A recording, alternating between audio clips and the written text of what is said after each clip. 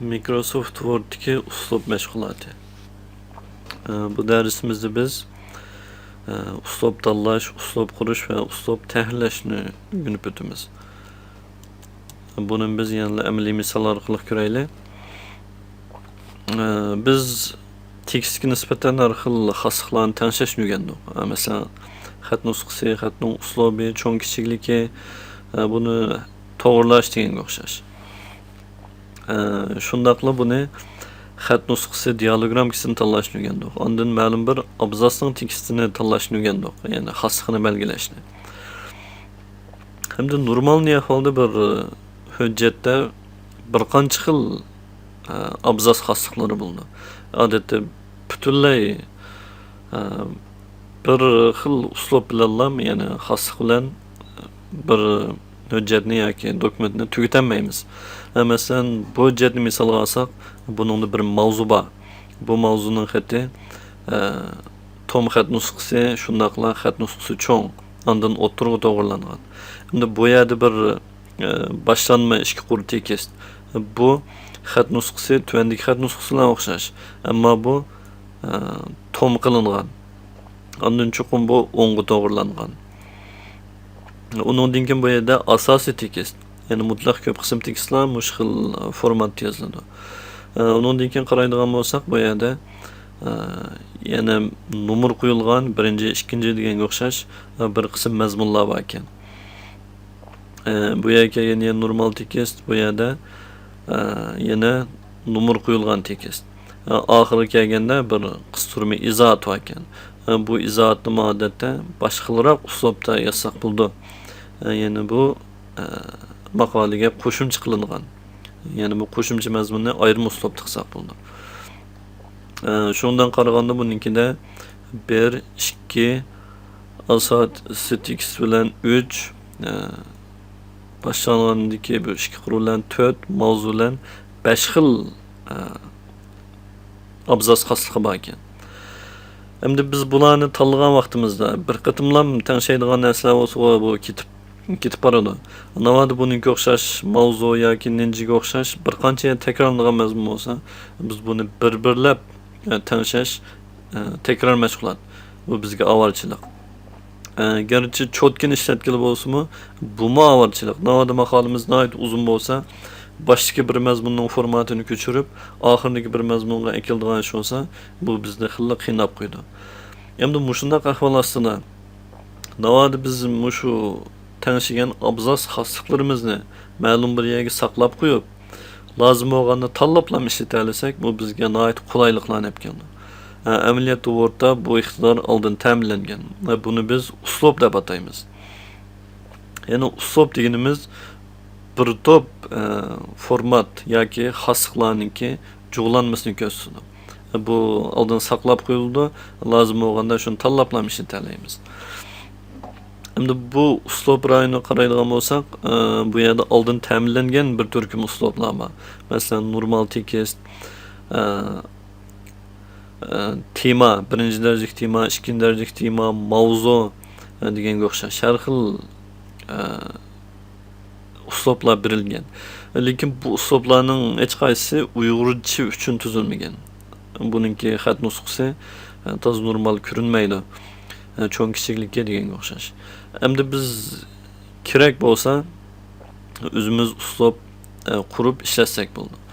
Endi qurilgan uslublarning hammasi mushu yerga saqlanadi. Biz lazım bo'lganda tanlab ishlatsak bo'ldi. Yani tanlagan vaqtida xohlagan birisini cheksak, bu uslub tanlanib, mushu tekstga amillashadi. Endi bu yerda biz normal tekstninkini tanlagandan keyin bu tekstimiz xat nusxasi boshqa o'zgarib ketdi, yo'linish soldan to'g'rilandi deganga o'xshash. Buning uchun biz normal kun uchun o'zimizningki uslublarni tayyorlab olsak, texmo qulaylik ham hujjatimiz nihoyat chiroyli chiqadi. Biz Ctrl Z asli qaytarib o'tdim. Yenidən bir uslub qurub ko'rayli. Uslub qurish uchun biz bu asli yo'nalgan strelkani bosamiz. Bu yerdan uslub qurish deganni tanlaymiz. Bu vaqtda bizga uslubningki nomini nima deb qo'yishini so'raydi. Biz buningga asosliq tekist deb ism qo'yaylik.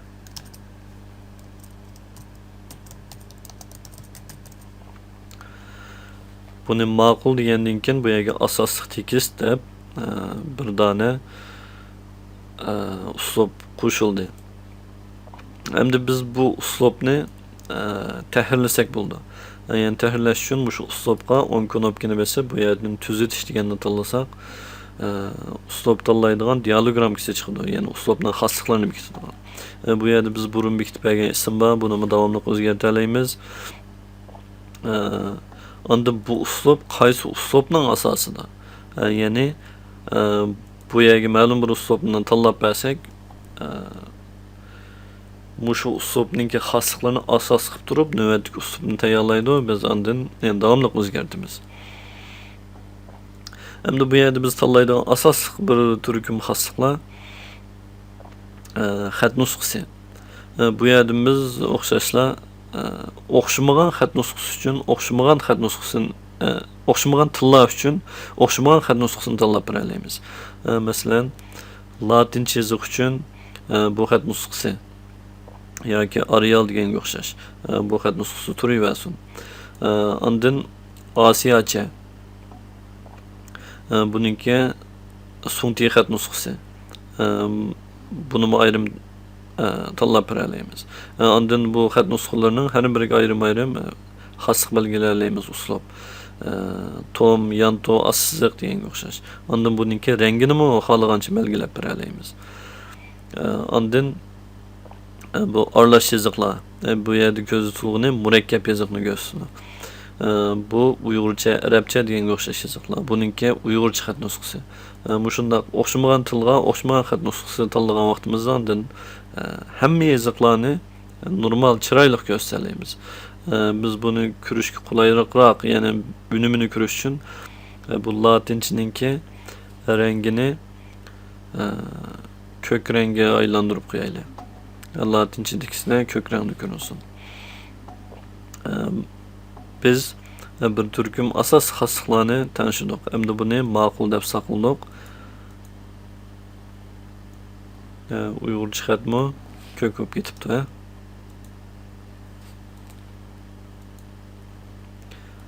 Biz bu Uyg'urcha xatni qara qilib qo'yaylik.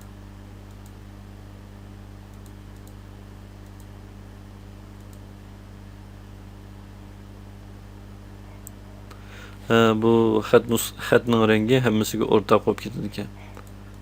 Buni bir xillam tanlaylik.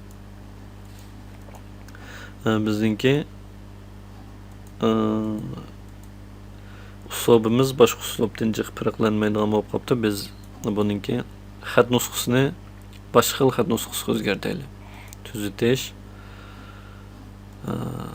aralash,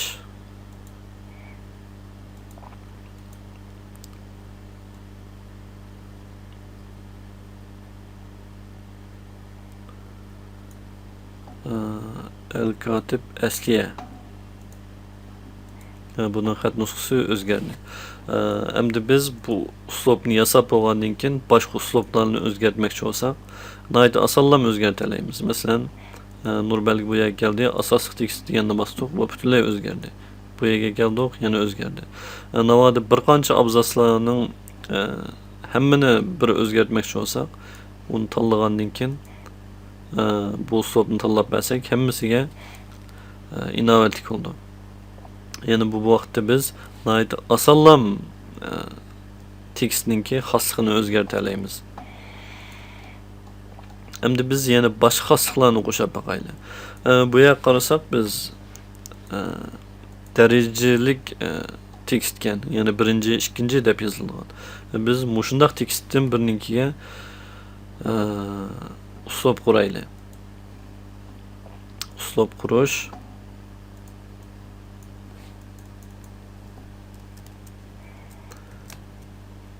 derecelik tekst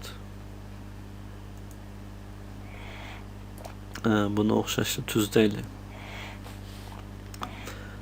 Bu tekstninki xat nusxalari aslida turaversin. buningki Qur'orliqi degandek mazmunlarni tangishmasak-mi bo'ldi. Ya'ni o'z beti abzasning ichiga yoki o'ng so'lga yo'tkash abzasini bu o'z beti turaversin. Hamda biz daraja bekitish uchun bu yerdan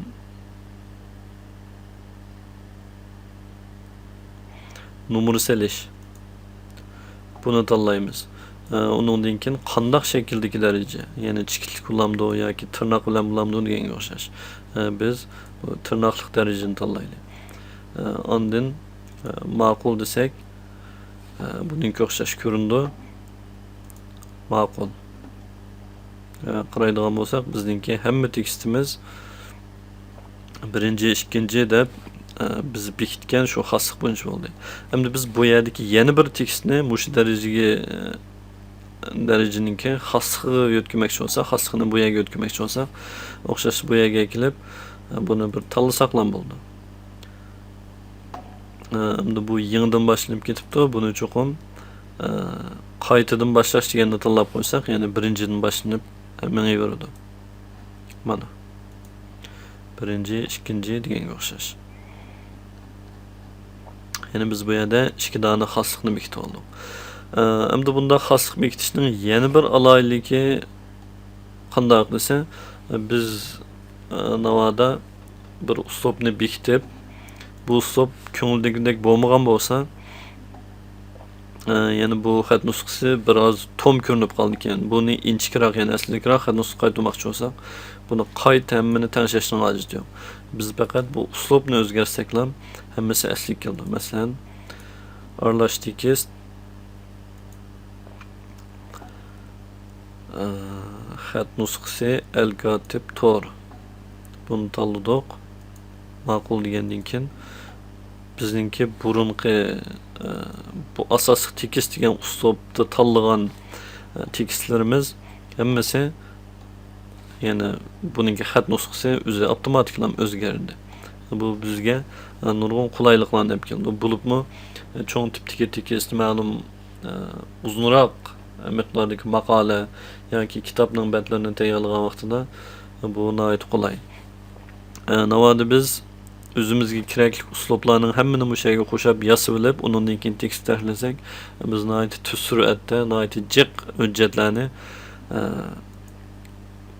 nihoyat qulay holatda tahlillab chiqa olamiz. Biz navbatda uslubningki asosiy bir qancha xosliklarni amaliy qo'lsilib ishlab ko'rdik. Amaliyotda bu uslubning ichida tanishadigan mazmunlar xili ko'p. Ehtiyoj bo'lganda bularni tanishsak bo'ldi. Bu asosiy tanishadigan qismidan boshqa bu yerdagi belgilash deganni tanlasak, bu yerda xat nusxasi, bu biz burun ko'rib o'tgan xat nusxasi xosliklarini ko'rsatdi. Buning hammani bekitgan oldi. Undan keyin abzas. Bunun biz burun ko'rib o'tgan abzas xosliklari. Buni o'sha yerdan tanishib belgil oldi. Ya'ni bir uslubning ichiga shu xat nusxasi, abzas, undan badgo'j, girvak, ya'ni tekstning atrofiga har xil siziqlarni ilish. Buning rangini har xil belgil oldi. Cho'ng kichiklikka deganga o'xshash. Bu xoslikni belgilab belgil oldi. Undan til, ramka, ya'ni bu ramka deganimiz navbatdagi tekstningki boshqa tekst bilan bo'lgan munosabati, ya'ni ayrilib turamdi, bu tekstning orasida turamdi, cho'ng kichikligini muqim belgilab beramdi yoki avtomatik olamdi deganga o'xshash. Bu xosliklarni bekitib belgil oldi. Undan boshqa numara selish, buni biz ko'rib o'tdik. Ondan tizlatma knopka, ya'ni knopka taqsimida ma'lum knopkalarga bekitib qo'yib, biz bu uslubni shu tizlatma knopka orqali tez suratda ishlatalaymiz, yana mouse ishlatmasakmi. Ondan tekst unumlari. Bu tekstga har xil soya yoki uslub girvaklarni chiqarib rasm shaklidaroq ko'rsatadigan xosliklarni ko'rsatdi. Bularning hammani bir dona uslubga tanlab belgiladi. Biz bu orqali tekstimizga lozimli har qanday xosliklarni uslubning ichiga saqlab, uni keyin lozim bo'lganda tanlablam ishlatalaymiz. uslubga munosabatlik mazmunlar mushu yerda tugadi.